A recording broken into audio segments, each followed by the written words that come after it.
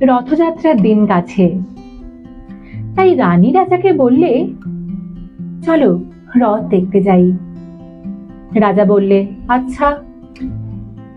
ঘোড়াশাল থেকে ঘোড়া বেরোলো, হাতিশাল থেকে হাতি, ময়ূরপঙ্খী যায় সারে সারে, আর বল্লম হাতে সারে সারে সিপাই শান্তি, দাস দাসী দলে দলে পিছে পিছে চলল।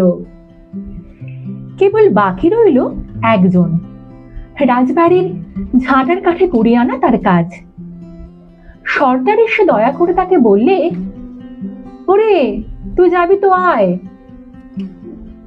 সে হাত জোড় করে বললে, আমার যাওয়া ঘটবে না। রাজার কানে কথা উঠল, সবাই সঙ্গে যায়, কেবল সেই দুঃখীটা যায় না। রাজা দয়া করে মন্ত্রীকে বললে, ওকেও ডেকে নিও। রাস্তার ধারে তার বাড়ি। হাতি যখন সেইখানে পৌঁছলো, মন্ত্রী তাকে ডেকে বললে, ওরে দুঃখী, ঠাকুর দেখবি চল। সে হাত জোড় করে বললে, কত চলবো, ঠাকুরের দূর পর্যন্ত পৌঁছাই এমন সাধ্য কি আমার আছে? মন্ত্রী বললে, ভয় কি রে তোর, রাজার সঙ্গে চলবি? সে বললে, সর্বনাশ, রাজার পথ কি আমার পথ? মন্ত্রী বললে, তবে তোর উপায়? তোর ভাগ্যে কি রথযাত্রা দেখা ঘটবে না? সে বললে, ঘটবে বই কি, ঠাকুর তো রথে করেই আমার দুয়ারে আসেন।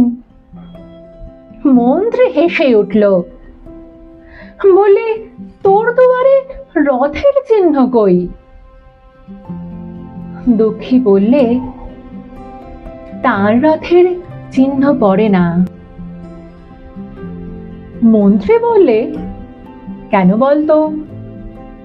দুঃখী বললে, তিনি যে আসেন পুষ্পক রথে।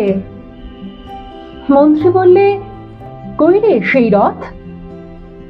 দুঃখী দেখিয়ে দিলে, তার দুয়ারের দুই পাশে দুটো সূর্য মুখে ফুটে আছে। নমস্কার। কবি রবীন্দ্রনাথ ঠাকুরের রথযাত্রা।